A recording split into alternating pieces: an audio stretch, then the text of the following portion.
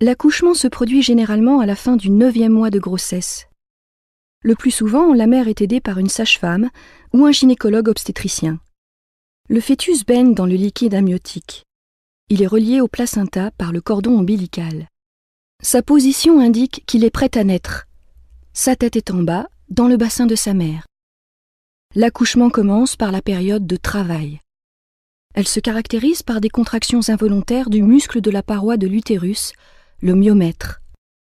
Au début, les contractions se produisent toutes les 10 minutes environ. Elles sont assez courtes.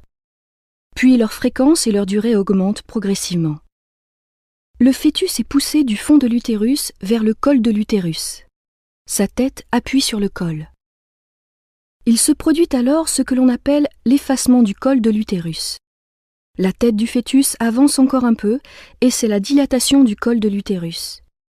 Son diamètre d'ouverture est alors d'environ 10 cm. C'est généralement à ce moment que se produit la rupture de la poche des os. Le liquide amniotique s'écoule. La période de travail est terminée. Elle peut durer en moyenne 7 ou 8 heures pour un premier accouchement.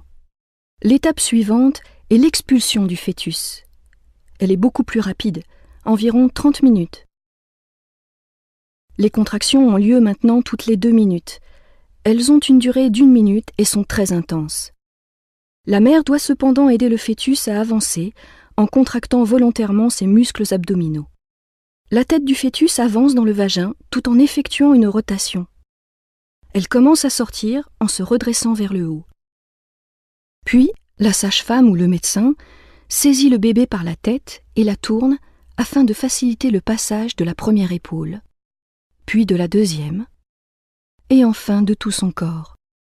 C'est la naissance. Le cordon ombilical est coupé. Sur le ventre du bébé, la cicatrice laissée par le cordon deviendra le nombril.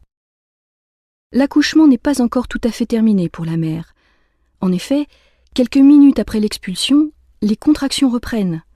C'est l'étape de la délivrance. Aidée par le médecin, la mère expulse le placenta.